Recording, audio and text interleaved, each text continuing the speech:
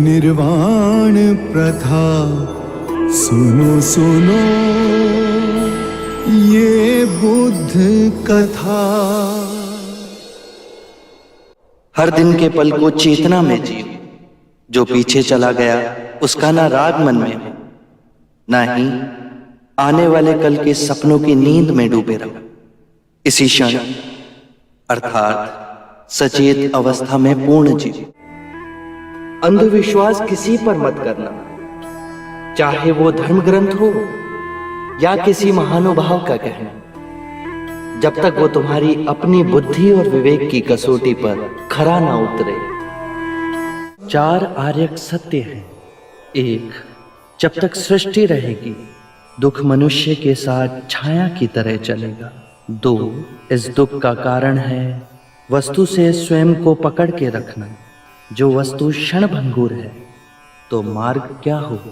3, मुक्ति के लिए विवेक जगाना आवश्यक है। स्वयं को केंद्रित रखो, जो आए चाहे दुख की सूचना या आनंद की परछाई, उसके बीच स्वयं को स्थिर रखो। 4, इस मार्ग पर दुख के बंधन टूटेंगे और परम सत्य की उपलब्धि होगी। ये संसार जिसे हम यथार्थ मानते हैं दुख और पीड़ा का क्षणभंगुर खेल है।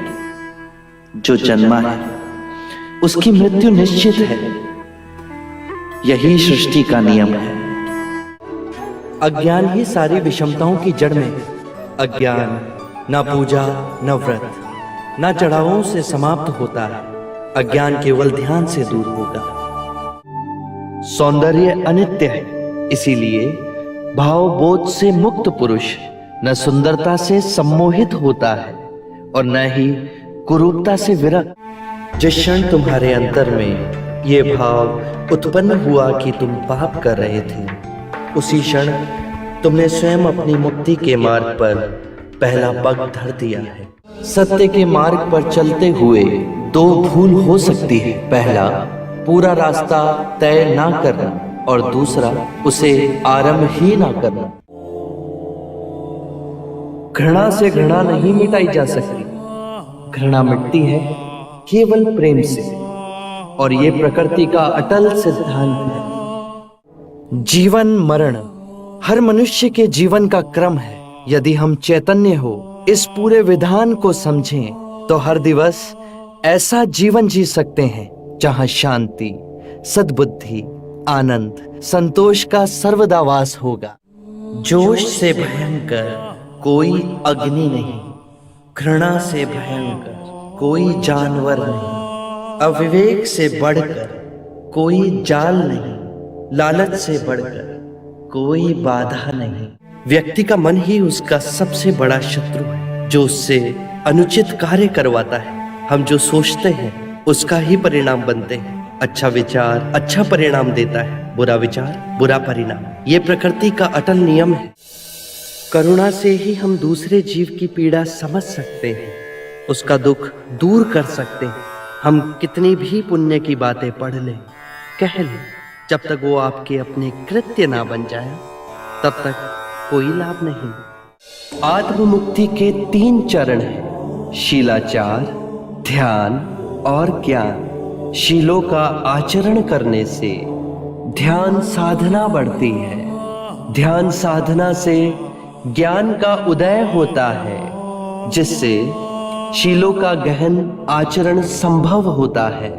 इससे हम लोभ, क्रोध और अज्ञान से मुक्त होकर आत्म मुक्ति, शांति और आनंद की प्राप्ति कर सकते हैं। इस शरीर रूपी जन्म में ही नहीं, शरीर के पश्चात वाली यात्रा में भी जैसा कर्म होगा वैसा ही फल होगा। जीवन का रहस्य है भय से मुक्त होना। कल क्या होगा, तुम्हारा या मेरा क्या होगा, किसी पे निर्भर ना होना। जैसे ही भय को अस्वीकार करोगे, पूर्ण मुक्ति मिलेगी। धर्म और संघ हम सब के अंतर में है। जागने की क्षमता बुद्ध है, जाग के जिस पथ पर चले वो धर्म है, और अपने पूरे मन को एकत्र करना संग है। और ये तीनों रत्न हम सबके अंतर में ही है। कितने भी धार्मिक ग्रंथ पढ़ लो, कितना ही उन्हें कंठस्थ कर लो, यदि वो तुम्हारे जीवन के कृत्य ना बने तो समझना कुछ भी नहीं किया। 3 सत्य हैं जिन्हें जन जन तक पहुंचाना है: उदार हृदय, दयालु वचन, सेवा में अर्जित जीवन और करुणा। यही 3 मंत्र मानवता का नव निर्माण करेंगे। मृत्यु का भय उसे ना होगा जिसने अपना जीवन बुद्धिमानी से जिया हो। ये शरीर तो नश्वर है, पर मेरी वाणी, मेरे सूत्र बन सदैव आप लोगों के पथ को प्रकाशमयी करेंगे। अपो दीपो भव, अपना दिया स्वयं बनना, अपने बुद्ध को पहचानना। जागो और धर्म के मार्ग पे चलो, अपने अंतर के संग को साधो। अपनी शरण में जानो, किसी को ना खोजना। जो है सब अस्थिर है, उसके बीच स्थिर रहना। परिश्रम से निरंतर संघर्ष करना, कभी हार ना मानना। बुद्धं शरणं गच्छामि, धम्मं शरणं गच्छामि,